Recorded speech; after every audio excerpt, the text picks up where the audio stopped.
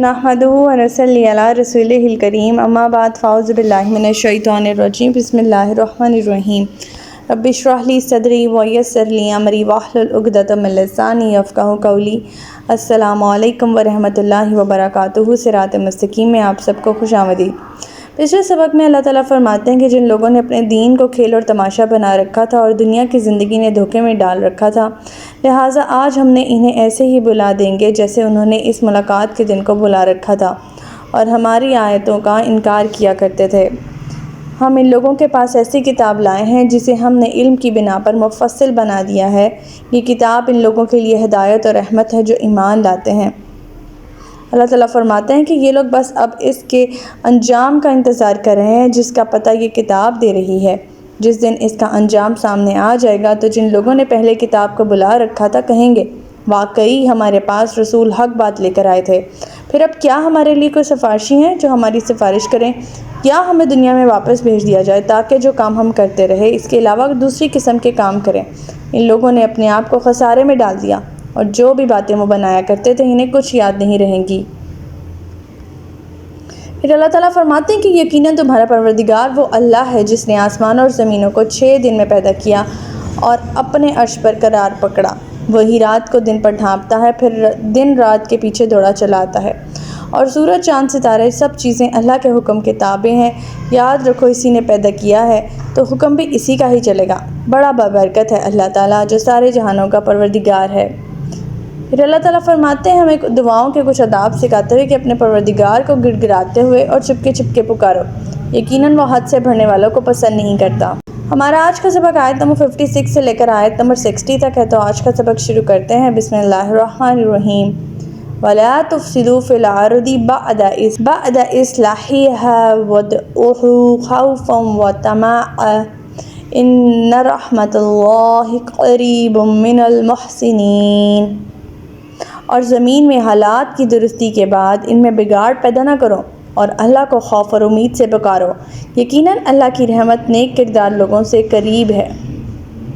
فساد فی الارض کا ٹاپک یہاں سے شروع ہو رہا ہے۔ فساد فی الارض یہ ہے کہ انسان اللہ کی بندگی کو چھوڑ کر اپنے نفس کی یا دوسروں کی اطاعت کرنا شروع کر دے، اللہ کی بتلائی ہوئی راہ ہدایت کو چھوڑ کر۔ یہی وہ بنیادی فساد ہے جس سے زمین کے انتظام میں خرابی پیدا ہوتی ہے اور ایسے پیچیدہ مسائل اٹھ کھڑے ہوتے ہیں کہ جن کی حل کی کوئی صورت ہمیں نظر نہیں آتی۔ ضمناً اس آیت سے یہ بھی بات معلوم ہوتی ہے کہ ابتدا زمین میں اصلاح ہی اصلاح تھی، کیونکہ پہلے بشر آدم خود نبی تھے، بعد میں شیطانی عناصر نے اس اصلاح میں بگاڑ کی صورتیں پیدا کیں تو اللہ تعالیٰ نے انبیاء بھیج کر اس بگاڑ کو ختم کرتے رہے۔ یہی وجہ ہے کہ تمام انبیاء جو دنیا میں آئے عموماً ان حالات میں آئے کہ معاشرے میں طرح طرح کا بگاڑ پیدا ہو چکا تھا، تو انہوں نے اپنی دعوت کا آغاز توحید سے ہی کیا، اللہ تعالیٰ کے ساتھ کسی بھی دوسرے کی بندگی سے اجتناب کو شرط اول قرار دیا، اور یہ اصول اپنانے کے بعد معاشرے سے برائیاں خود بخود رخصت ہوتی چلی گئیں۔ آیت نمبر 57۔ وَهُوَ الَّذِي يُرْسِلُ الرِّيَاحَ بُشْرًا بَيْنَ يَدَيْ رَحْمَتِهِ حَتَّى إِذَا أَقَلَّتْ سَحَابًا ثِقَالًا سُقْنَاهُ لِبَلَدٍ مَّيِّتٍ فَأَنزَلْنَا بِهِ الْمَاءَ فَأَخْرَجْنَا بِهِ مِن كُلِّ الثَّمَرَاتِ كَذَلِكَ نُخْرِجُ الْمَوْتَىٰ لَعَلَّكُمْ تَذَكَّرُونَ۔ وہی تو ہے جو اپنی رحمت بارش سے بیشتر ہواؤں کو خوشخبری کے طور پر بھیجتا ہے، حتیٰ کہ وہ ہوائیں بھاری بادلوں کو اٹھا لاتی ہیں تو ہم ان بادلوں کو کسی مردہ علاقے کی طرف چلاتے ہیں، پھر اس سے بارش برساتے ہیں تو اسی مردہ زمین سے ہر طرح کے پھل نکالتے ہیں۔ اسی طرح ہم مردوں کو بھی زمین سے نکال کھڑا کریں گے، شاید اس مشاہدے سے تم کچھ نصیحت حاصل کرو۔ جہاں پہ اللہ تعالیٰ نے پچھلی آیت میں بیان فرمایا کہ اللہ تعالیٰ کو خوف اور امید سے پکارو، اس کا مطلب یہ ہے کہ اپنی تمام امیدیں اللہ تعالیٰ سے وابستہ کرو، اس کی رحمت سے کبھی مایوس نہ ہو، اور ڈرنا اس بات سے چاہیے کہ کسی غلطی کی وجہ سے کہیں اللہ کی بارگاہ میں مردود نہ ہو جاؤ۔ جابر بن عبداللہ انصاری کہتے ہیں کہ آپ نے اپنی وفات سے 3 دن پہلے فرمایا، تم میں سے ہر شخص کو مرتے وقت اللہ سے حسن ظن رکھنا بہت ضروری ہے، اور یہ مسلم کی حدیث ہے۔ اب یہاں پہ جو مردہ زمین کی زندگی کے بعد اس کی زندگی کی بات ہو رہی ہے کہ کیسے وہ مردہ تھی، اللہ تعالیٰ نے بارشیں برسا کے اسے زندہ کیا۔ اکثر جو لوگ ہیں، جو مشرکین مکہ خاص طور پہ، وہ دوسری زندگی کے انکار پر ان کی دلیل یہ ہوتی کہ ہر چیز جو زمین میں چلی جاتی ہے، مٹی میں مل کر مٹی ہو جاتی ہے، پھر دوبارہ ہم اسے کیسے اٹھا کھڑا کیے جائیں گے۔ اس آیت میں ایسے لوگوں کی دلیل کا رد پیش کیا جا رہا ہے، مثلاً یہ کہ ہر چیز جو زمین میں چلی جائے وہ مٹی نہیں ہوتی، بلکہ مناسب موقع اور احوال سے اس میں زندگی پیدا ہو جاتی ہے۔ اس کی ایک مثال تو غلے کا دانہ ہے جو زمین میں دبا دیا جاتا ہے، اور جب اس کی مناسب آب پاری کی جاتی ہے، موسم موافق ہوتا ہے تو اگ جاتا ہے، مٹی میں مل کر مٹی نہیں ہو جاتا۔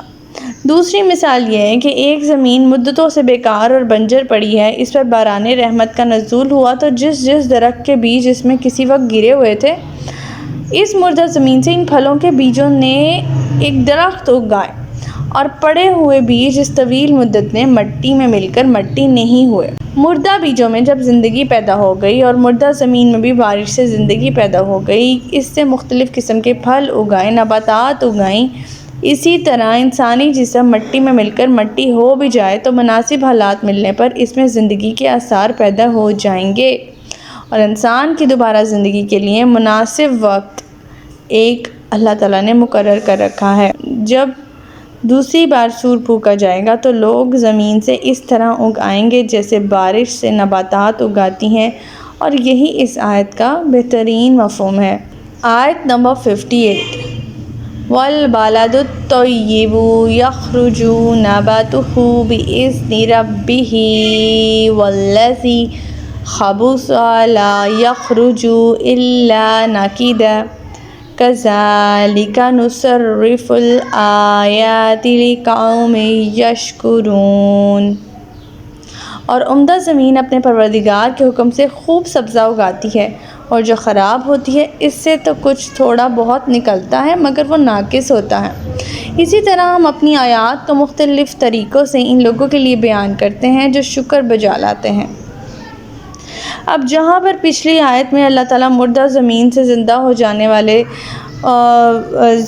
پھل اور نباتات کی بات فرما رہے ہیں، اس آیت میں مختلف قسم کے لوگوں کے دلوں کی کیفیت کو زمین کے مختلف طبقات کی مانند قرار دے کر لوگوں کا حال بیان کیا جا رہا ہے۔ زمین میں مفید نباتات کی بجائے جھاڑ جھنکار ہی پیدا ہوتی ہے، حالانکہ ان سب پر بارش ایک جیسی برستی ہے۔ کچھ نباتات اگاتی ہیں، کچھ جھاڑیاں، جڑی بوٹیاں، اس طرح کی چیزیں پیدا ہو جاتی ہیں۔ اسی طرح لوگوں کی کیفیت ہے، وہ یہ الہی کی باران رحمت سے لطف اندوز کچھ لوگ ہی ہوتے ہیں۔ کچھ لوگ استفادہ حاصل کر کے، ہدایت حاصل کر کے خوب پھلتے پھولتے ہیں، لیکن جن لوگوں کے دل میں ٹیڑھ ہوتا ہے، جن لوگوں کے دلوں میں کجی ہوتی ہے، اس باران رحمت کے بعد بھی ان میں وہی جو ٹیڑھ ہے، وہی جو نحوست ہے، وہی جاری رہتی ہے اور وہ جھاڑ بن جاتے ہیں۔ آیت نمبر 59، لَقَدْ أَرْسَلْنَا نُوحًا إِلَىٰ قَوْمِهِ فَقَالَ يَا قَوْمِ اعْبُدُوا اللَّهَ مَا لَكُم مِّنْ إِلَٰهٍ غَيْرُهُ إِنِّي أَخَافُ عَلَيْكُمْ عَذَابَ يَوْمٍ عَظِيمٍ۔ ہم نے نوح کو اس کی قوم کی طرف بھیجا تو اس نے کہا، اے میری قوم، اللہ کی عبادت کرو جس کے بغیر تمہارا کوئی الہ نہیں، میں تم پر ایک بڑے دن کا عذاب واقع ہونے سے ڈرتا ہوں۔ سیدنا نوح علیہ السلام کی اب جو دعوت ہے اس کے بارے میں یہاں اللہ تعالیٰ بیان فرما رہے ہیں۔ سیدنا آدم علیہ السلام کی وفات کے مدتوں بعد ان کی اولاد راہ ہدایت پر قائم رہی۔ سیدنا آدم علیہ السلام کی وفات کے بعد مدتوں ان کی اولاد راہ ہدایت پر قائم رہی، پھر آہستہ آہستہ ان میں بگاڑ پیدا ہونے لگا، اور یہ بات پہلے بتائی جا چکی ہے کہ فساد فی الارض کی بنیاد شرک پر ہی اٹھتی ہے۔ اللہ تعالیٰ یہاں فرما رہے ہیں کہ سیدنا نوح علیہ السلام نے اللہ تعالیٰ کی توحید کی طرف لوگوں کو دعوت دی اور کہا، انہیں متنبہ کیا کہ اگر تم لوگوں نے اللہ تعالیٰ کے ساتھ شراکت بازی سے باز نہ آئے، اللہ تعالیٰ کی نافرمانی سے باز نہ آئے، تو تم پر میں بڑے دن کے عذاب کا خطرہ منڈلاتا دیکھ رہا ہوں، لہٰذا باز آ جاؤ اور اللہ تعالیٰ کی طرف پلٹ آؤ۔ آیت نمبر 60۔ قال الملأ من قومه إنا لنراك فی ضلال مبین۔ اس کی قوم کے سرداروں نے کہا، ہم تو تجھے ہی سری گمراہی میں دیکھتے ہیں۔ انبیاء کی دعوت کی مخالفت عموماً سردار جو ہوتے ہیں ان کی قوم کے وہی کرتے ہیں۔ سب سے بڑی وجہ تو ان کی یہ ہوتی ہے کہ وہ نبی کی دعوت قبول کر لیں تو ان کی جو اپنی بادشاہیاں ہیں، ان کی جو اپنی سرداریاں ہیں وہ خطرے میں پڑ جاتی ہیں۔ جو مقام انہیں معاشرے میں حاصل ہوا ہوتا ہے وہ ان سے چھن جانے کا خطرہ ہوتا ہے۔ اب ایسے لوگ جو ہیں وہ حضرت نوح علیہ السلام پر بھی بھڑک اٹھے اور کہا کہ ہم تو تمہیں گمراہی میں دیکھتے ہیں، ہم تو بلکہ سیدھی راہ پر ہیں، ہم نے اپنے باپ دادا کو بھی یہی کچھ کرتے دیکھا ہے۔ اب کیا ہم اپنے باپ دادا کے دین کو چھوڑ کر کوئی اور دین اختیار کر لیں؟ یہ تو بہت ہی بڑی گمراہی ہوگی، لہٰذا سری گمراہی میں ہم نہیں بلکہ تم ہو۔ نعوذ باللہ۔ تو ہمارا آج کا سبق یہیں تک تھا۔ اللہ تعالیٰ سے دعا ہے کہ اللہ تعالیٰ قرآن پاک کے احکامات پر عمل پیرا ہونے کی توفیق عطا فرمائے، اور نیکسٹ سبق میں ہم دیکھیں گے کہ کس طرح سے آگے جو سردار ہیں اور حضرت نوح علیہ السلام کا ڈائلاگ ہے وہ تھوڑا سا ہم اور دیکھیں گے۔ اللہ تعالیٰ سے دعا ہے کہ اللہ تعالیٰ ہمیں ہدایت دے کہ جس کے بعد گمراہی نہ ہو۔ ربنا لا تزغ قلوبنا بعد إذ هديتنا وهب لنا من لدنك رحمة إنك أنت الوهاب۔ سبحانك اللهم وبحمدك نشهد أن لا إله إلا أنت أستغفرك وأتوب إليك۔ السلام علیکم ورحمۃ اللہ وبرکاتہ۔